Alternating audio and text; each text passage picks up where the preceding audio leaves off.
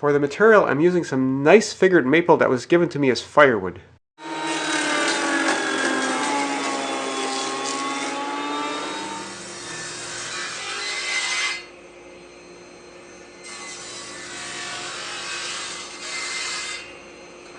Got my wood cut.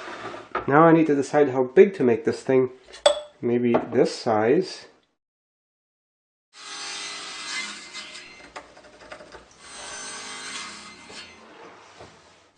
So I got a piece of scrap to prevent chip out, the 2 long pieces and 2 short pieces, and I'm going to offset those by 1/4 inch so that the fingers will match up and clamp all these in place.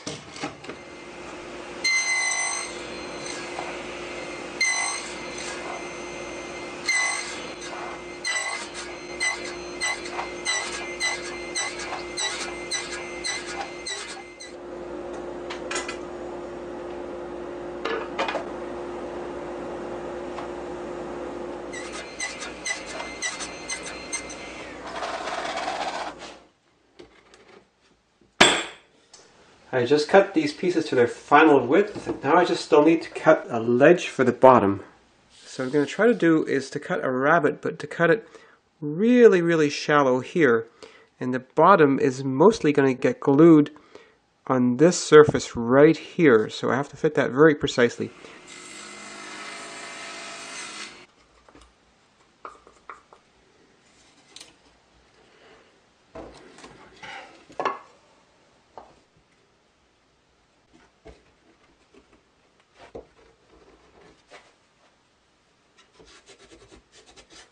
Just gluing some thin pieces of wood into the gaps left by the rabbets.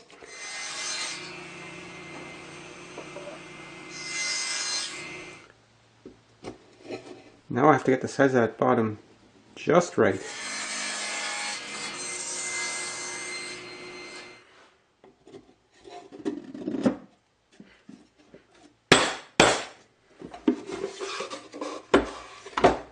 Now before I glue that bottom on, I'm going to make sure everything is smooth and sanded.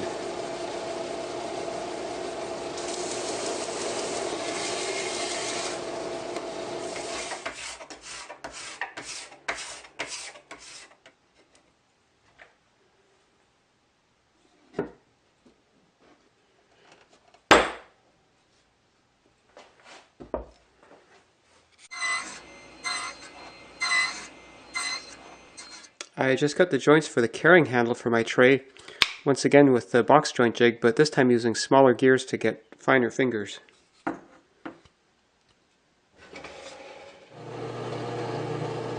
I'm just going to hinge this handle on some finishing nails for now, because I'm trying to figure out how to make this work so that I can flip it up and somehow lock it up. So what I've come up with is this thing here, and this leaf here is a wooden spring.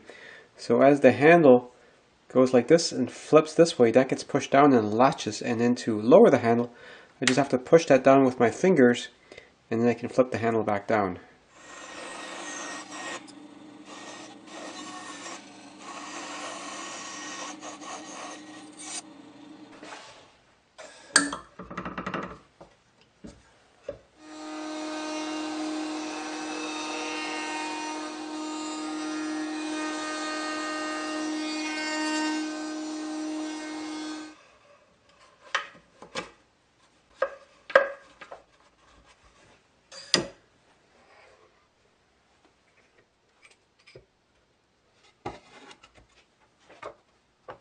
I want to make a spacer to hold these ramekins from sliding around.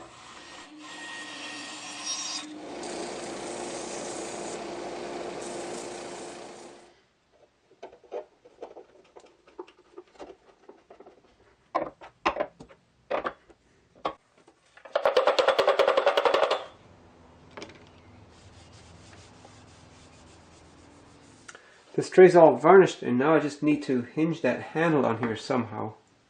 For the pivot, I decided to just use some nails, and I drilled a hole that's slightly larger in the case and slightly smaller in the handle, so that the nail will get stuck in there.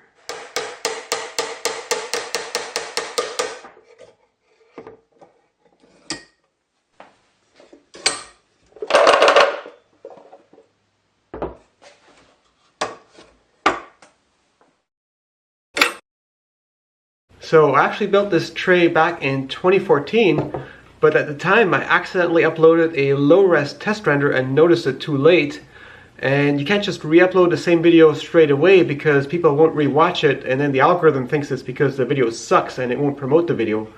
So 2 years later in 2016, I re-uploaded a full-res version, but on that video starting about 10 months ago, all the comments are about how the audio is now out of sync. So somehow 5 years after I uploaded, YouTube managed to screw up some of the files in that video.